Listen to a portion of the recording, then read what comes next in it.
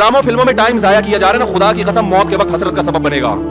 موت کے وقت اللہ نے زندگی صرف ایک دفعہ دی ہے. قرآن کے الفاظ دیکھو کہ موت کے وقت اگر تم ساری دنیا کی ساری دولت خرچ کر کے بھی ٹائم واپس لینا چاہو گے نا, لا یستاخرون ساعۃ ولا یستقدمون, اللہ فرماتے ہیں 1 منٹ تو دور کی بات, 1 منٹ کے 1 کروڑ حصے کر لو نا وہ بھی نہیں ملے گا. ابھی بہت ٹائم دیا اللہ نے, ابھی بہت ٹائم دیا ہے. چاہو تو ڈراموں میں ضائع کر دو, فلموں میں ضائع کر دو, سارا دن ٹی وی کے سامنے بیٹھ کے کرکٹ کے میچ دیکھ کے تالیاں بجاتے رہو, فلاں نے یہ چھکا مارا, فلاں نے چوکا مارا.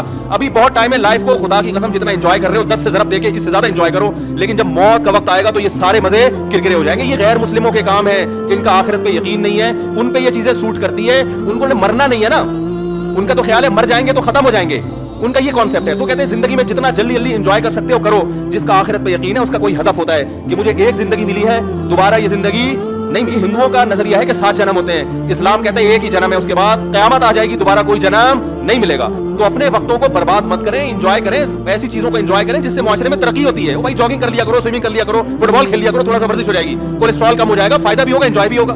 ڈرامے سے کیا انجوائے کر رہے ہو بھائی؟ تم بیٹھ کے رو کیوں رہے ہو ڈرامہ دیکھ کے؟ وہ تمہارا کیا لگتا ہے جس کے ساتھ یہ ہو گیا رو رہے بیٹھ کے جیسے پتہ نہیں کیا ہو گیا.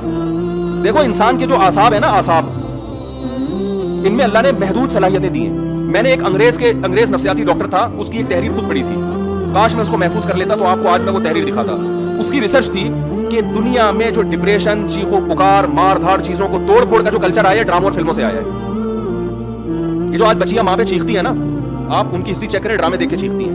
ماں نے کچھ تیز آواز میں بات کر دی, بچی ایک دم چلائے گی کیونکہ اس نے ڈرامے میں لڑکیوں کو چیختے ہوئے بولو نا دیکھا. شوہر اگر غصہ کرے, نہیں کرنا چاہیے لیکن کرے, تو اسلام کہتا ہے تمہارا محسن ہے. اگر کسی کو سجدہ کرنے کی اجازت ہوتی تو نبی نے فرمایا کہ عورت کو حکم دیتا کس کو سجدہ کرے؟ شوہر کو. نبی نے عورت کے فائدے کے لیے یہ بات کہی ہے.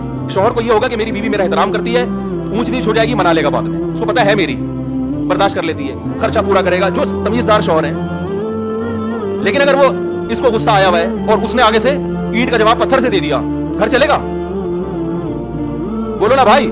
اور اگر بیوی نے کبھی الٹی سیدھی کر لی اور اس نے برداشت کرنے کے بجائے ڈرامہ دیکھا تھا, اس میں تھپڑ مارتے ہوئے دیکھا تھا, اس نے بھی رکھ کے ایک تھپڑ رسید کر دیا, تو اس سے گھر میں محبت کا ماحول پیدا ہوگا؟ بولو نا بھائی کیا ہو گیا؟